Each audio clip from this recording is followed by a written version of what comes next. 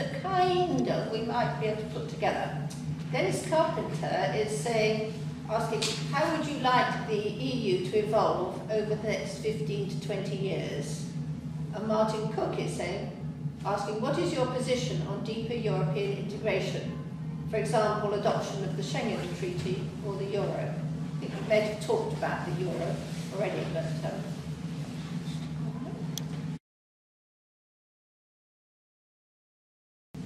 How would I like to see it evolve? I mean, it's not just like, it's knowing as well. I think it's inevitable that we're going to see deeper integration in Europe.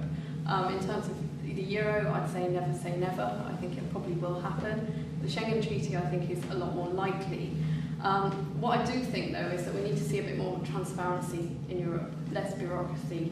You know, it's already been mentioned that a lot of the power is through the European Commission, and we don't actually elect those people, we elect the MEPs, so the power should be in the European Parliament. That's the whole point of standing. I think some of the good things that should come out of that as well is that, you know, Europe can focus on things like green technology, and that would potentially bring growth and jobs to the east of England, which can only be a good thing.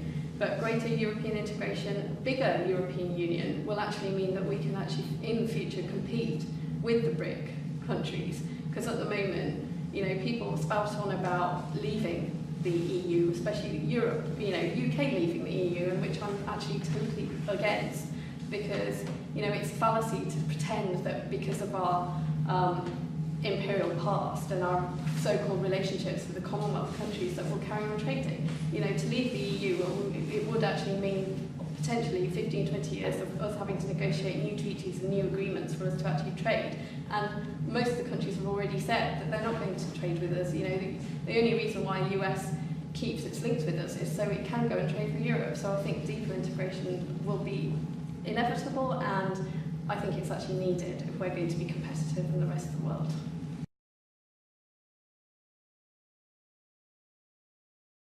David, you want to wave, just in case they don't know. They all as our very prospective MP for Ipswich, very likely to win. So what is your view on having Parliament buildings in Brussels and Strasbourg?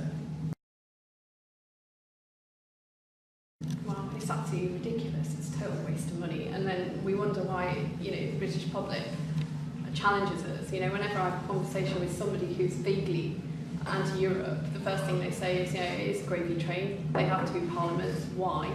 It's daft. And I think I agree with Chris a bit that with a bigger European Union, we might actually be able to negotiate our way through probably getting rid of Strasbourg, because in my opinion, Brussels is a lot easier to get to. It's more central than Strasbourg. There's train stations and all sorts of things that run into it.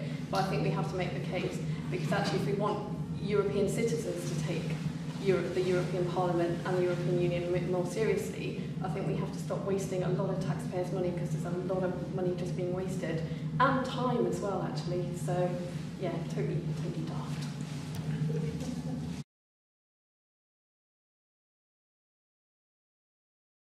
Tell us what are the most important principles underlying your membership of the Labour Party, and outline one important socio-economic policy that you support.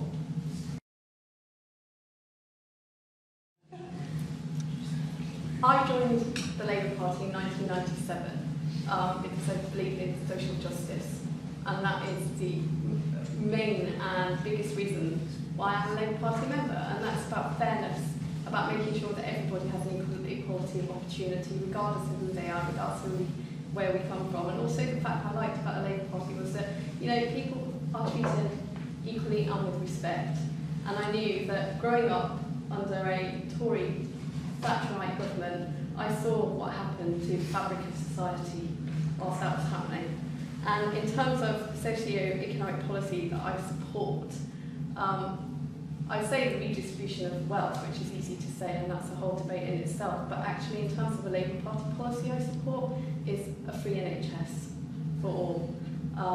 I believe that there is some potential talks now going on that we are going to be integrating health and social care in the future, so people don't have to sell houses, etc., because of the growing ageing population. And actually that's something that I would be glad to see, because, you know, I think the older generation also needs to be looked after. And at the moment, people selling their houses in order to get social care is really wrong. Wave your hand, okay. What part can Labour MEPs play in ensuring workers' rights and trade union powers are protected from further attack by the Conservative government? On all the positives that actually Europe has already delivered for us, things like the Working Time Directive, paid leave, maternity, paternity rights, which are all really fundamental to society. I also think that we need to focus quite hard and not allow this shipping in of migrant workers from Europe, bringing them here and then allowing them to be paid below the minimum wage and totally being abused. I mean, it's happening in the region at the moment. Actually, Tesco's distribution centre in Harlow is going to close down. They're shipping the jobs actually to East London, and they're bringing in people from places like Poland who are aren't getting things like minimum wage, etc. So actually, I would then also, as a European Labour MEP, be campaigning to stay in Europe to actually protect all of those rights, because actually, I think the European Union has a lot more clout than what's going on in the UK, and actually it's terrifying what the Tory government is actually doing. And I do that via my own trade union. I'm a member of Unite and Community Union, and I'd carry on doing that. Thank you very much. Chris? Which area of expertise will you believe you will represent best in the European Parliament?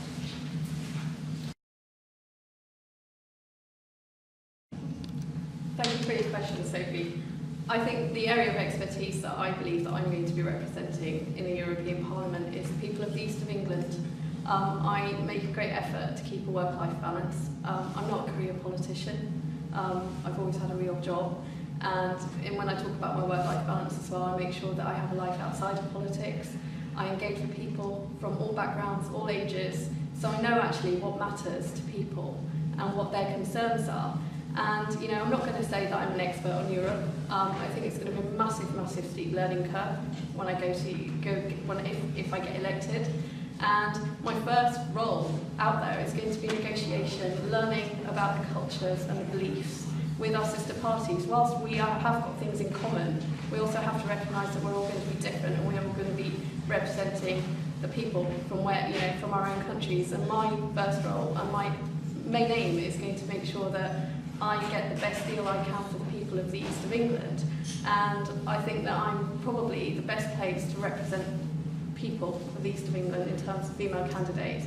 And I hope that people actually choose the all-round candidate, and that's me, and I hope to vote for me as number one.